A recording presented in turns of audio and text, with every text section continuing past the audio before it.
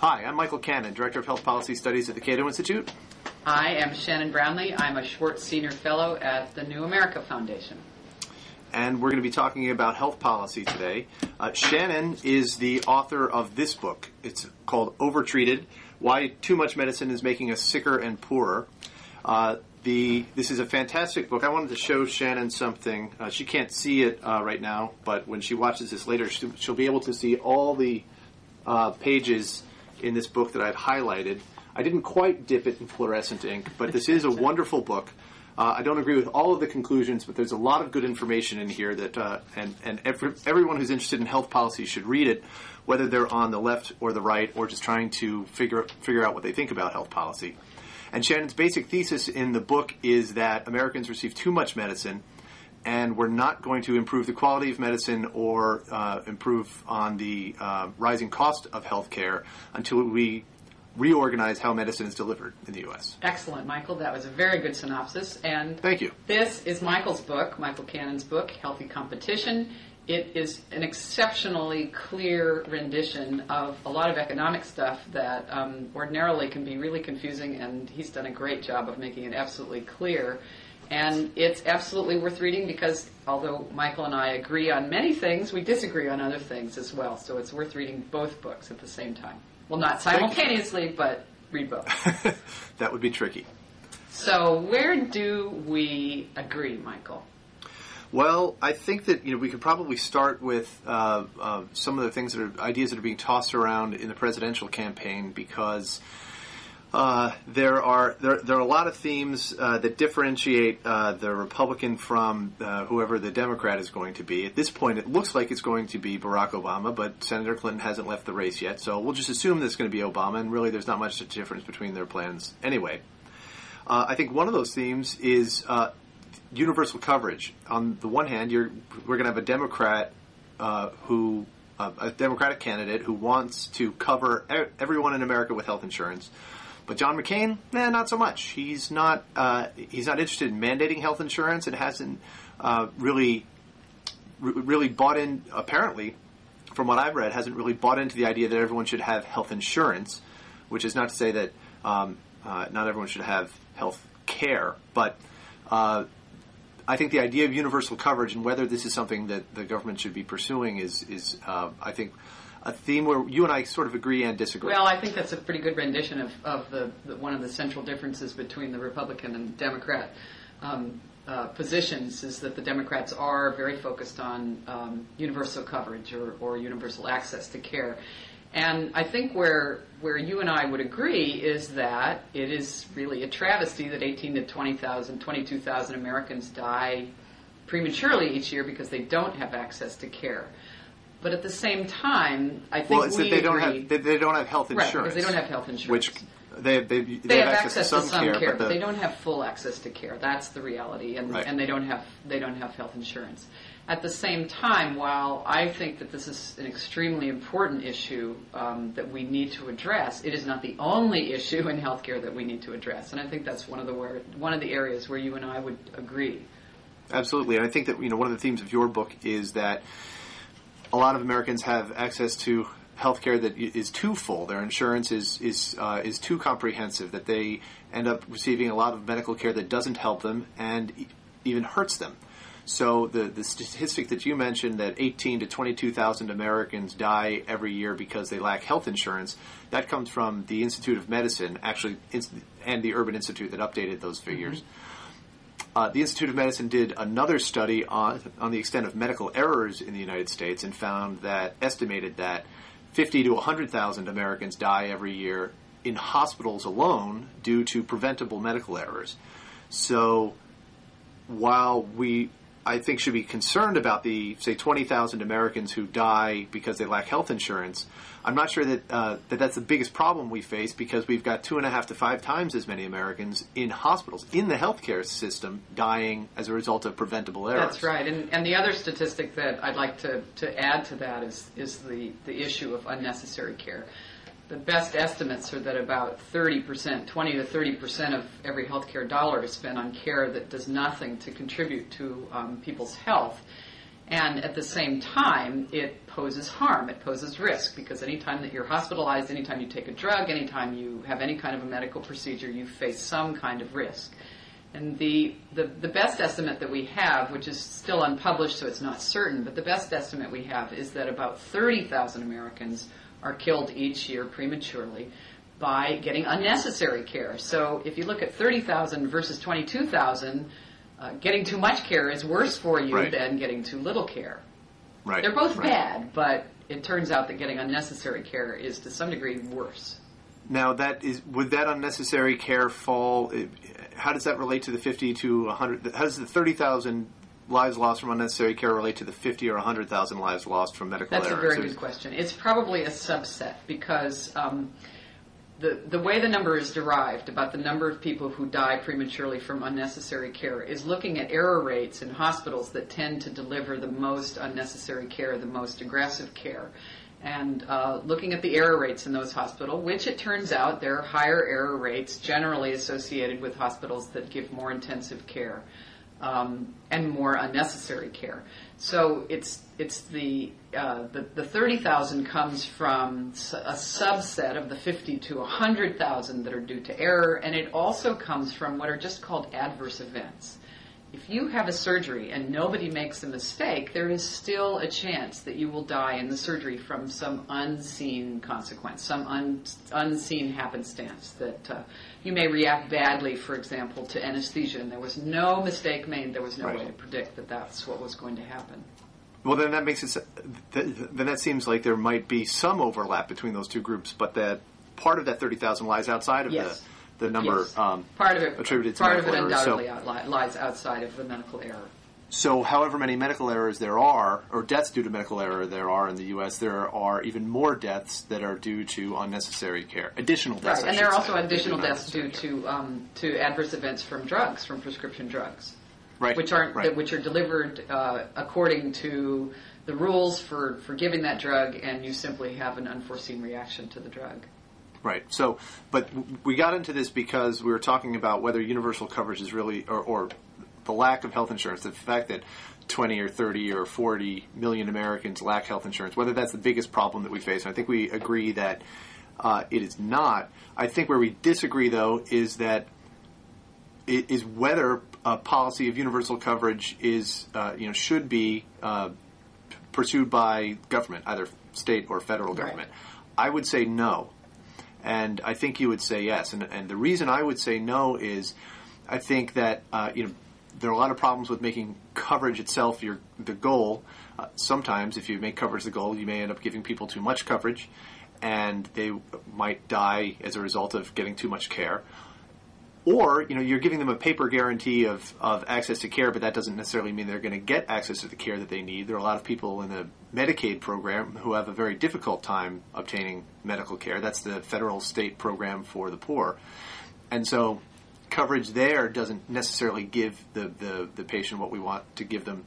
I think a better goal than universal coverage is a healthcare system that makes care better and cheaper, in other words, more affordable and more easily accessible all the time. And I think there's a tension between that and a policy of universal coverage. Well, I think that's right, but I think there are two things that I would take issue with. One, what do you mean by too much coverage? I mean, what does too much coverage really mean? Well, too much coverage would mean, I think that if you were looking at the health outcomes that you get from a bare bones insurance policy versus a comprehensive insurance policy, one of the things that researchers have found is that beyond a certain point, additional coverage doesn't do anything to improve health. Now, there are reasons other than health to purchase health insurance. You might do it just because you want to reduce uncertainty. You want to have access to tests that'll tell you you're not sick, and even though they don't make you any healthier. You want to reduce your financial risk, the financial risk of obtaining or coming down with a high-cost condition. But I guess that my definition of too much coverage would be coverage beyond what the individual was willing to purchase if they controlled all the money that was purchasing their coverage. So there's a trade-off of risk protection versus the added costs of moral hazard that come with purchasing more coverage. We should probably define moral hazard here because yeah, it's a term yeah, of probably. art. So moral hazard is this assumption that if you are covered, if somebody else is paying the bill, you will consume more of whatever good it is that's being covered. So if somebody else is paying the bill for your car, you're going to buy a more expensive car, you're going to buy more cars. Right. It's basically, or another example is if there's an open bar at the wedding, then you're much more likely to have that next drink than if it's a cash bar. Now, I think there's a real problem with this metaphor and the idea that moral hazard is one of the things that's driving our healthcare costs because while there are some things that people will partake of if they don't have to pay for it in healthcare. They may go to the doctor's office more often. They may, for example, if they go into the emergency room and you have your kid and your kid has fallen off the couch and hit his head on the carpet and the doctor says your child has no signs of neurological damage and a CT scan of your child's head is not called for. Now, if you were paying the $800 to $1,500 out of pocket for that CT scan, you might think twice about saying, I want a CT scan and I want it now. And if your insurance company is paying for it, you may be more likely to say, I think my kid needs a CT scan. I don't care what you say, even though you went to medical school for 4 years. So I think in some cases it is correct that patients demand care because somebody else is paying the bill. But for the stuff that really costs a lot, like being in the hospital, I don't see that patients are driving what's being given to them. Well, there's evidence to show that some of those hospital costs are driven by the fact that patients aren't, by moral hazard, by the fact that someone else is paying for it. So that there's a large health insurance experiment that was conducted that showed that people with very high insurance deductibles didn't go to the doctor as often and didn't get hospitalized as often. Right. And so a lot of, I think they reduced their share of, or their consumption of hospitalization of inpatient care by 25%. So there's some of that comes from that. But certainly when, well, I'm not sure exactly how to, I was going to reframe your point, but I'm not sure that I can. So, could you restate your point about? My point is that when people are really, really sick, when you're really sick enough to be in the hospital, you're already in the hospital, you've already been admitted. Right. What happens to you when you are in the hospital is not driven as much by patient demand, as it's called, as it is driven by the practice patterns of the physicians, how many specialists get called into your case, how available it is for you to be put in an ICU unit. I mean, it's driven by a whole series of things that have A, nothing to do with what you really need, and B, not very much to do with what you're demanding. Now, there's a caveat here. Physicians say to me all the time, you don't know how much care families demand, especially when patients are at the end of life. And it is true. Families do say, do everything for my mother, my grandmother, my aunt. Do everything possible. We don't want to lose her. But the thing that's really interesting there is that this takes a real dance between the physician and the family. Families do not very often come in and say, I think that grandmother needs to have an implantable cardiac defibrillator put in to the tune of $50,000.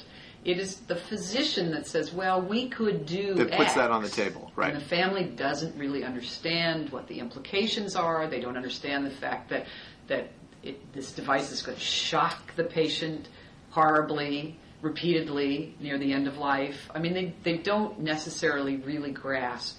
So physicians, I think, in those situations are really aiding and abetting this illusion that death is optional, basically. Right, but I think that makes the point that health insurance does lead to moral hazard. That does lead to consumers to consume care that they wouldn't if they were facing the cost of it. And to illustrate, take that family and that, with the elderly patient, say it's grandma, and the doctor is recommending a defibrillator. Now, if the defibrillator costs, I have no idea how much the to put it in, it costs about $90,000 and the whole surgery. Say $100,000. Right. If Medicare said to that patient, look, You can either have the $100,000. We'll give you the $100,000, and then you can do with it what you want. You can get the defibrillator, or you can give it to your grandkids.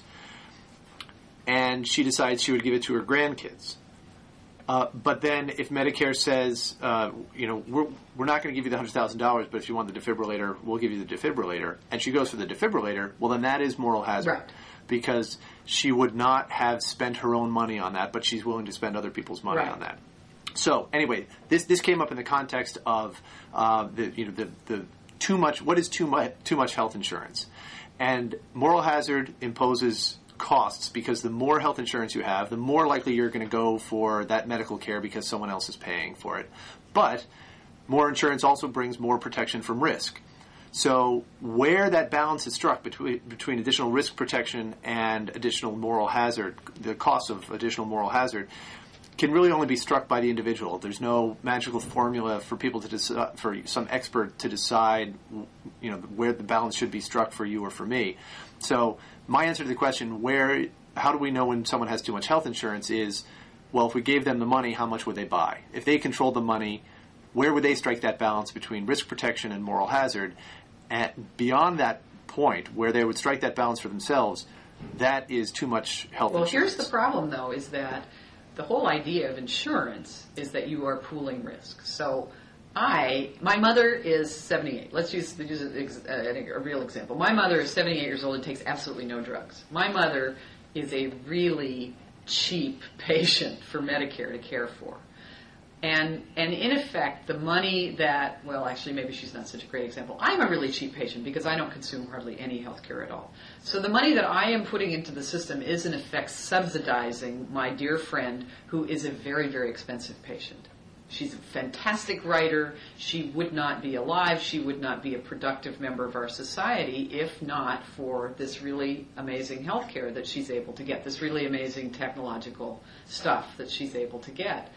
And so I end up, this, I'm not telling you anything new, but I end up subsidizing her care, and I am happy to do it. But if I were not, if we weren't pooling risk, if I were only buying the minimum amount of health care that's necessary for me and my very, very healthy family, then where does the money come from to be able to take care of these people who are unlucky enough to be very, very sick? Well, I think if you're purchasing insurance, it still comes from you. And the way I like to explain insurance is like this.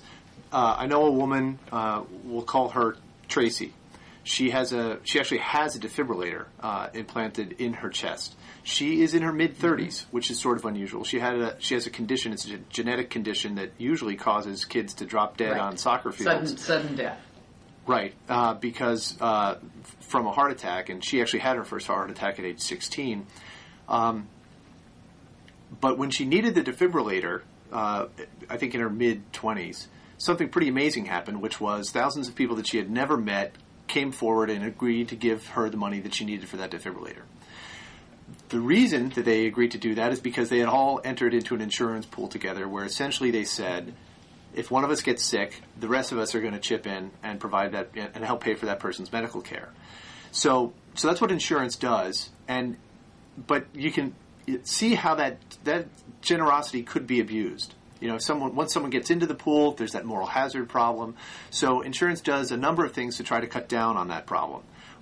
Some of them are they require the patient to pay a share of the care that they're going to consume, so that they have to the patient does weigh the cost and benefits somewhat and reduces unnecessary claims that the pool is going to pay, or deductibles, right? But there are other things that the insurance pool does to make sure people aren't taking advantage of it, and that is the insurance pool requires or will not cover conditions that people have when they show up to buy insurance. And the reason for that is, well, then if you could do that, if you could just wait until you had a car crash before you bought auto insurance, no one would buy auto insurance until they had a car crash. Same thing. Which is a very good argument for saying everybody should have to have health insurance. Well, so the way that markets tend to do that, to encourage people to purchase health insurance while they're still healthy, and encourage the Shannons to help subsidize their sick friends, is with those sorts of restrictions, saying if you want the pool to help you out, you've got to pay into it while you're still healthy. Why do you sound like somebody who's you're sounding more and more like somebody who's for mandates? No, I'm not for mandates. But the argument I'm making is that markets are actually accomplishing, even the individual market, what we call the individual health insurance market, where people like my friend Tracy buy insurance on their own directly from an insurance company. This individual market is badly regulated and hampered as it is right now by a lot of bad policies, is already encouraging that sort of behavior, encouraging people to buy health insurance while they're still healthy, and it stays with them while they're sick.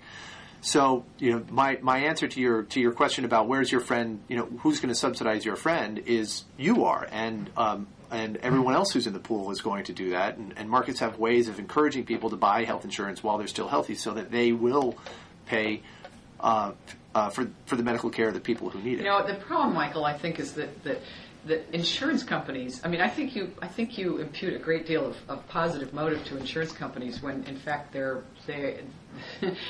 don't think they deserve your goodwill in many cases. I don't. In my world, they could be the greediest SOBs but out there. But they deny care to people all the time. Their method... Absolutely, but now, Shannon, you think that people should be denied care. No, I think they should be denied care rationally. The problem that insurance companies, the way they do it, is that they deny irrationally. In fact, they do something that I call rationing by hassling, which is they make it a real pain in the neck for the doctor to get paid. They make it a real pain in the neck for the patient to get covered for something that the doctor wants. And they do it completely irrationally, and they end up paying for all kinds of care that really is unnecessary. It's not just Medicare that pays for unnecessary I agree with it. I agree with that. And this actually gets to what I think is the rub of your book, which is a rational way of denying care to people. Or not denying care, but certainly asking physicians to or being more conservative about care. And to deliver care that has a much higher percentage. It doesn't feel like you're denying care to the patient if the physician agrees with what the managed care organization, or I should say the health maintenance organization. I think that the central message of my book is actually incredibly positive, which is that we have a way of controlling costs without rationing. Because rationing, to my mind, says, I want to take away something that could actually help you. But I'm going to take it away from you, and I'm not going to give you coverage for it because it's really expensive or because you're too old and you shouldn't, we're going to say you're over 65, you don't get to have dialysis, or, I don't want to pay for implantable defibrillators because they're really expensive. And that's rationing. But rationing is inevitable. Because someone has to decide whether money is used for this or that, and so rationing is unavoidable. But it isn't. Okay, let's just take the $2.3 trillion that we spend right now. We could cover everybody and give people care that they really need and that is likely to benefit them, and do all of that and still save money and not ration anything. Rationing.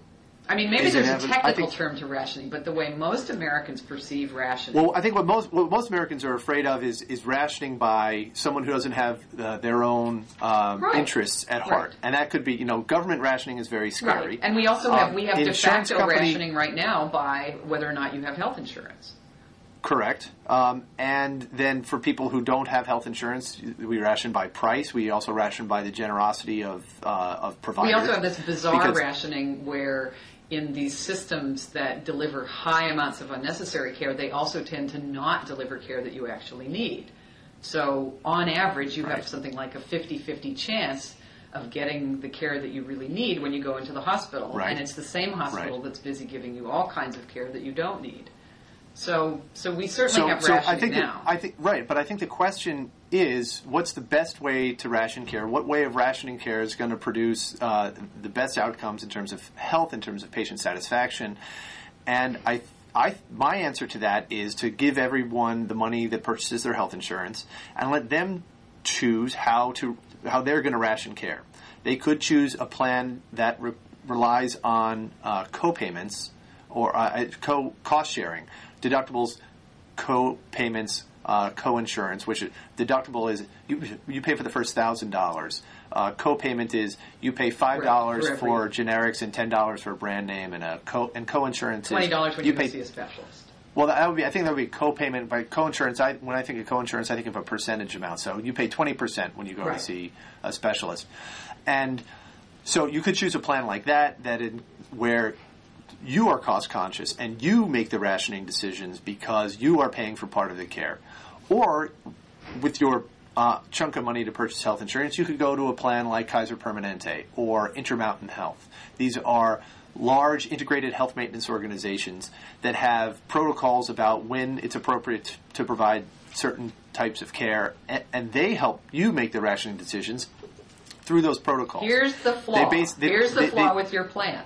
I would love to be able to purchase health care through an insurer, purchase insurance, so that would then give me access to health care, and a health care system that I know actually will provide me with really evidence-based care, with coordinated care, so all the doctors actually talk to each other when you're in the hospital, that kind of care. Here's the problem. That kind of care is not available to me in the state of Maryland. Right. And it's really not available to you in the state of Virginia, and it's not available to most Americans. If you happen to live in Salt Lake, you're lucky. If you live in Northern California, you're lucky. If you live in Seattle, Washington, you have access. You can get it through, there are a number of places around the country, but they are so few and far between that's not a reasonable choice. And the thesis of your book is that sort of care delivered in that sort of an integrated system that has the information and the tools available to set these protocols, to monitor physicians and the quality of care they provide, to monitor medical errors and make sure they don't happen. That sort of an integrated approach to healthcare delivery, where the physicians and the surgeons and the nurses and the pharmacists and the clinics and the hospitals, they all work for the same entity and they all share information. Right. That would be a much more efficient and much safer way of delivering care. Right. Now, I actually agree. I think that it would be. I think that there's so much it's scary uncertainty. How much we agree. It is. But wait, let me disagree. I won't disappoint you.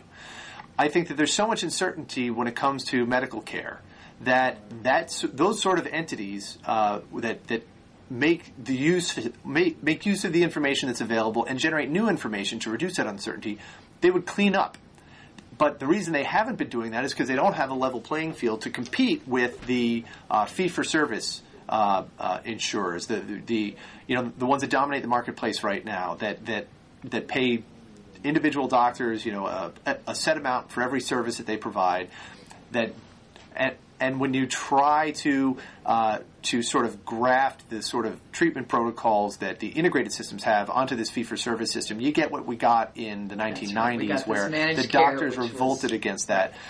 So I think that there are a number of reasons why we don't have a level playing field between the integrated systems and what you might call the fragmented delivery systems.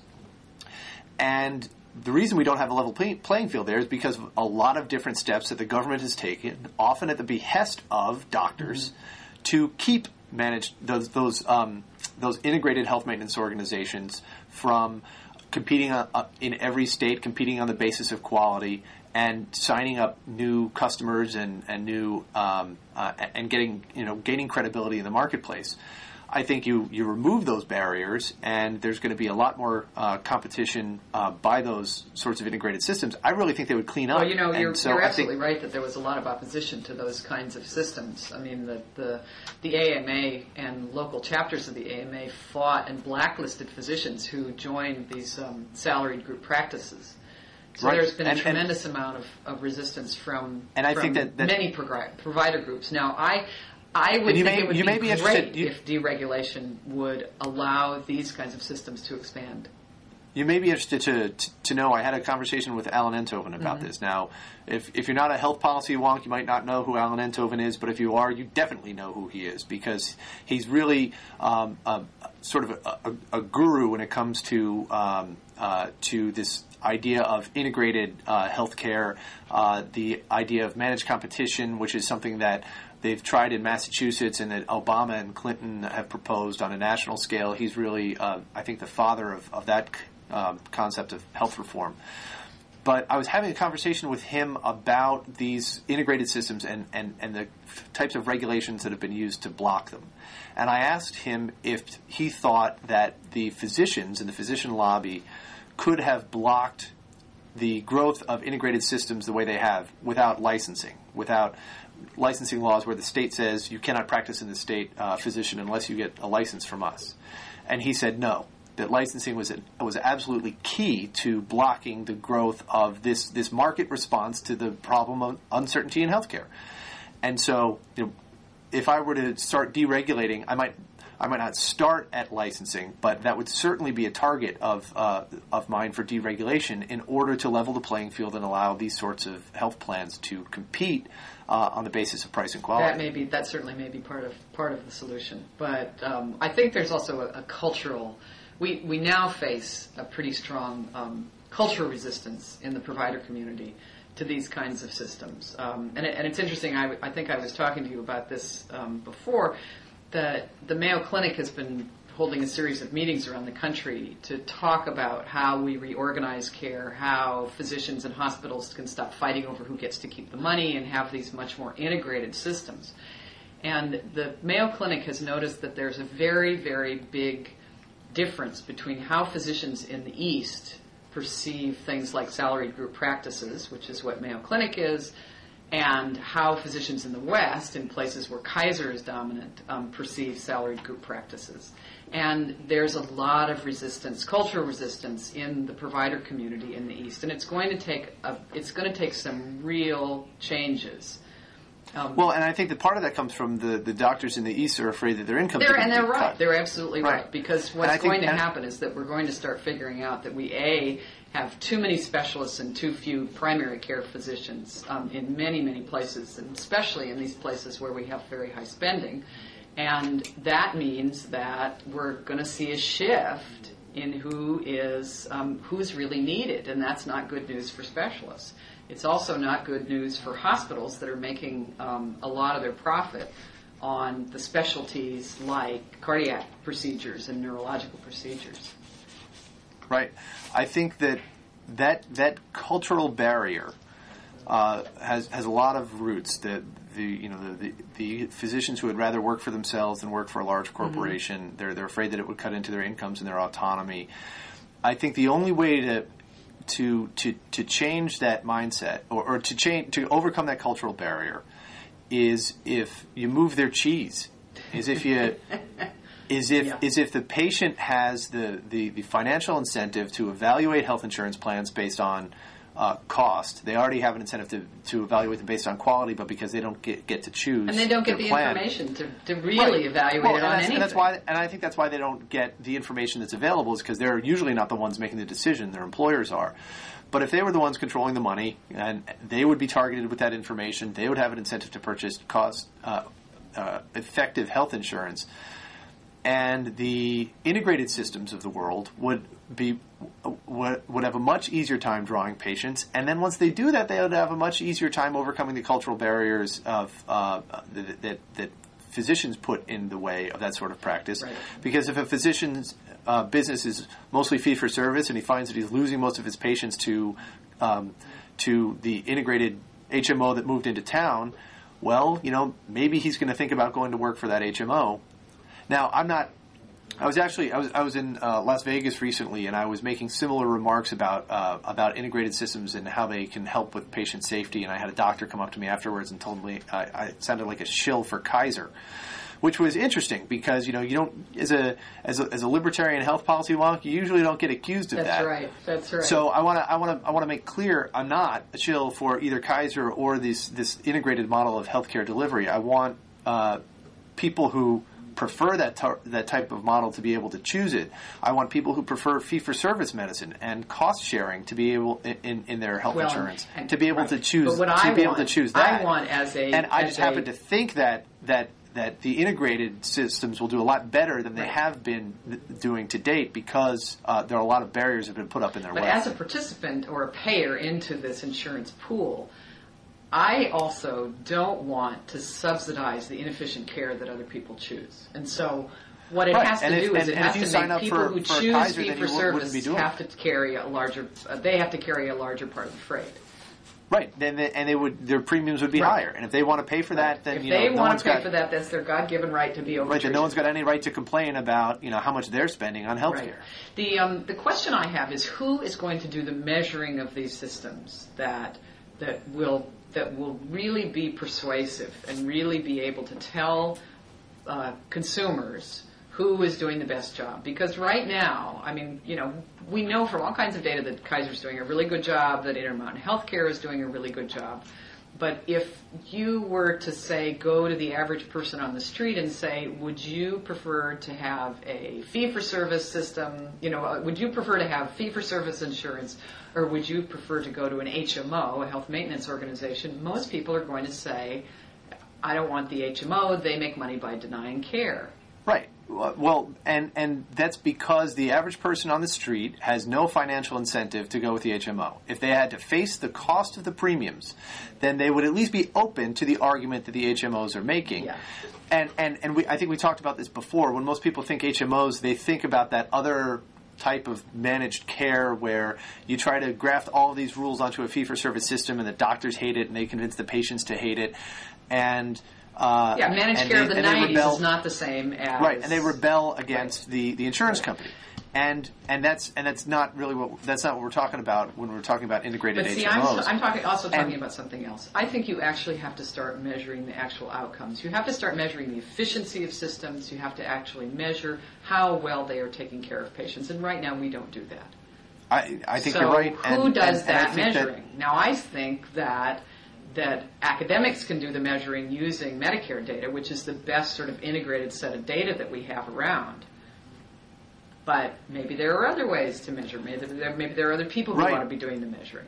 And it seems to me the most likely candidates for doing this sort of measuring are going to be the health plans themselves. If you've got an integrated system, and they're the ones that are most likely to have all the data in an accessible form through electronic medical records and such, that they can measure these sorts of outcomes.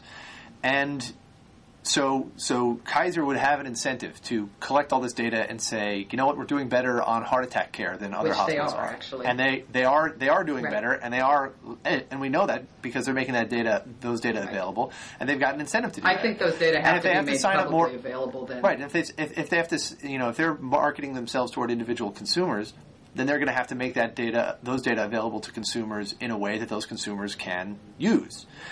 And so I think that another problem with asking the man on the street right now, well, what do you think about HMOs?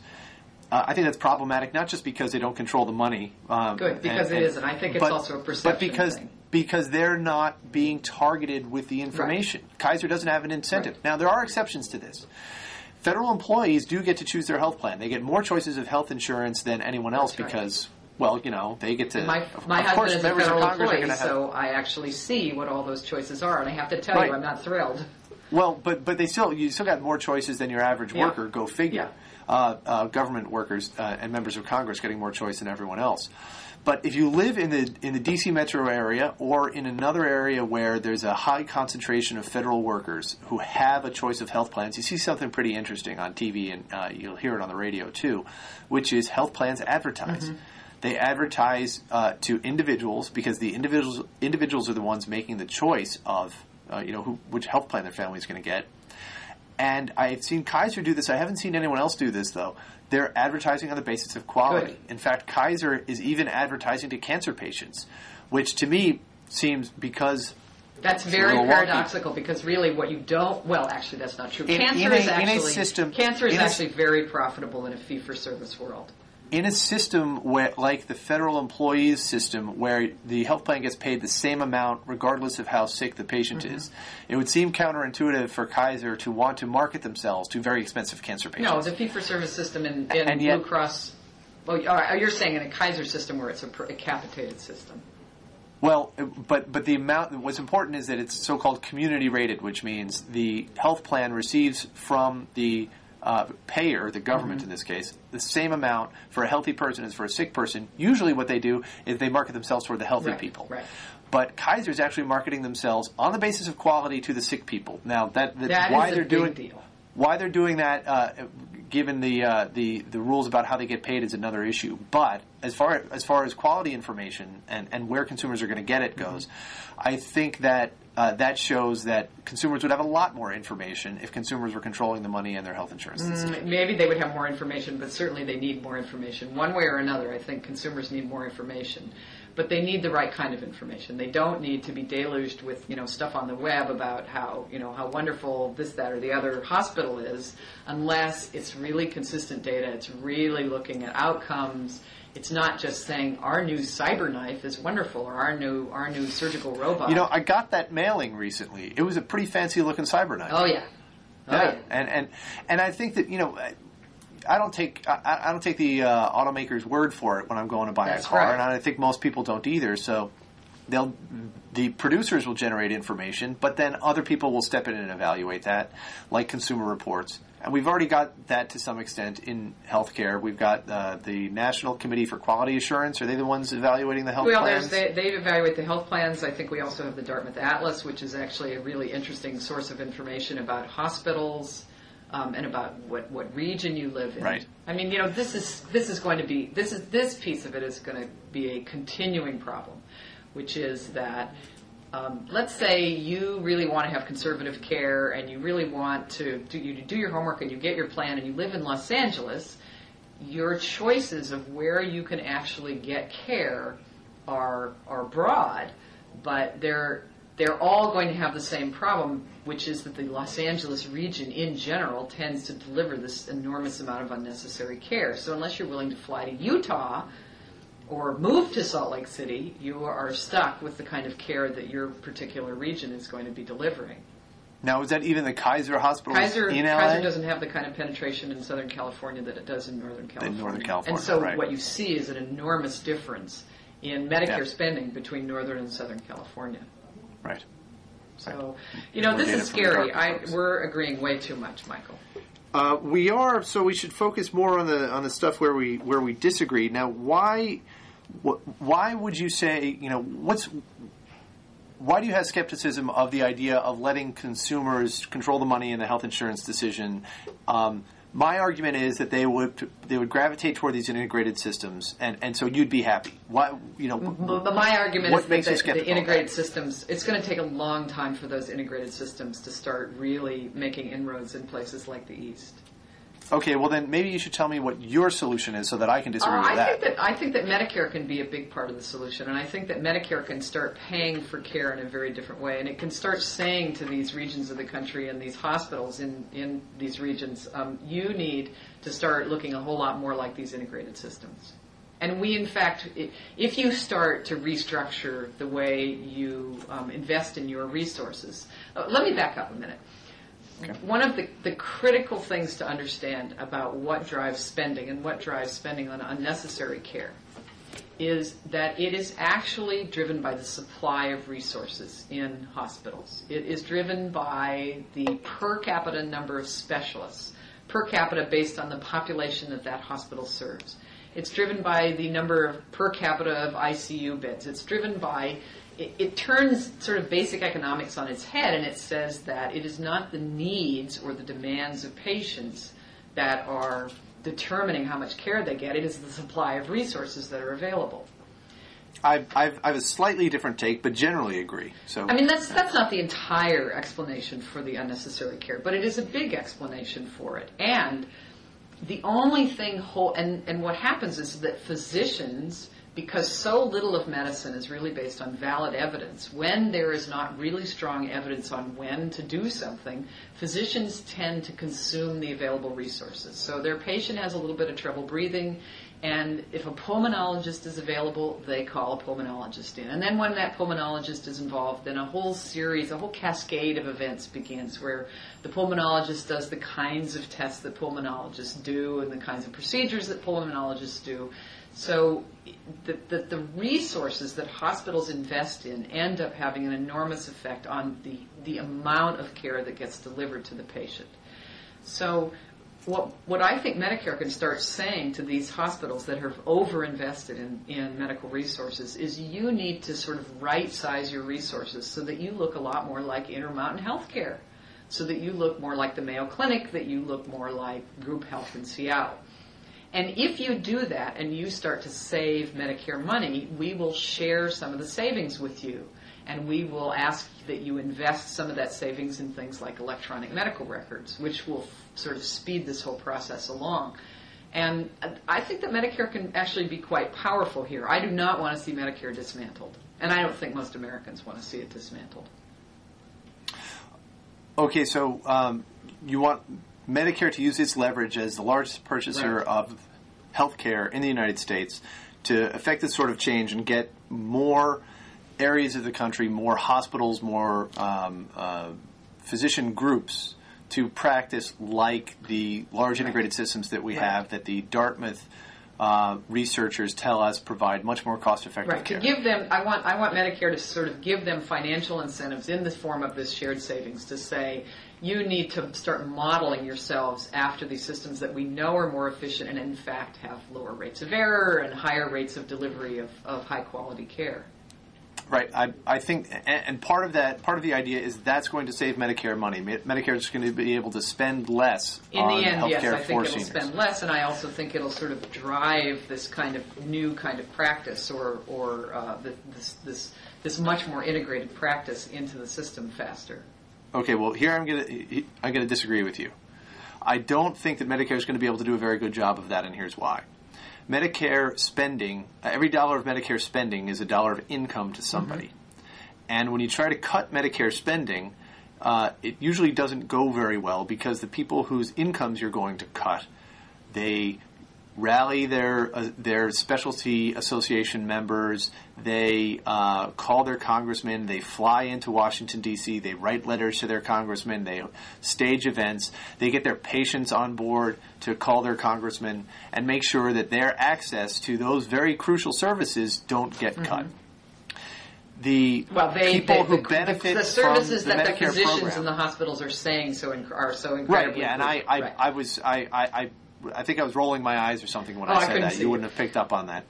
But the problem is that the people who benefit from these programs, the physicians and the hospitals and the seniors too, or at least who get subsidized by the program, all these folks wield a disproportionate amount of influence over all of these rules. And so if Medicare is the one that's trying to wring efficiency out of the system, they're going to have a very hard time doing it because they're going to be trying to change the behavior of physicians who have an awful lot of control over how the program is run and how those behavior modifications are going to be set up. Right. So I think that I think that will likely undo any of the good that could be done. Those forces will likely undo any of the good that theoretically could be done by Medicare. That if you try to say, pay for performance in Medicare, what you're going to end up doing is paying a lot more rather than less. And a better tool for changing the behavior of physicians and hospitals and for restructuring the way that physicians and hospitals deliver care is going to be to give seniors a chunk of money from Medicare and say, this is what you're going to have to spend on your health insurance, and you can choose from all of these different plans. And also require them to pay an actuarially fair premium for traditional fee-for-service Medicare, which is going to give them a huge incentive to try to look at least look at these integrated systems that like Intermountain, and is going to create an incentive for those systems to crop up in markets where they don't exist now. I think you're making a leap between what people pay their insurers and how care is organized and delivered. And the problem is that if you don't have access to the kind of care that we both think is really the most efficient and effective care, which is these organized systems, if you don't have access to those, that's not a choice on your little list.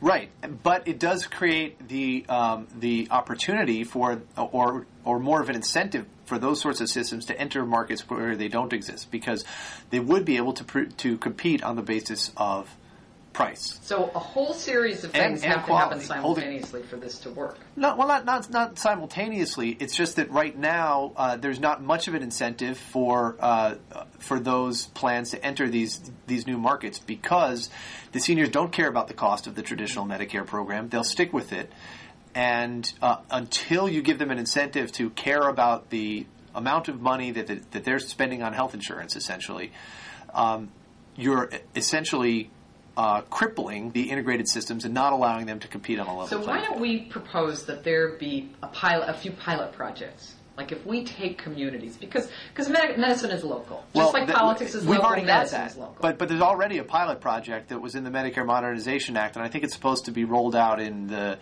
first couple of years of the next administration. Right. So why don't we have let 1,000 flowers bloom? Why don't we have pilot projects with your idea of having people basically be given vouchers, where we deregulate a local insurance system.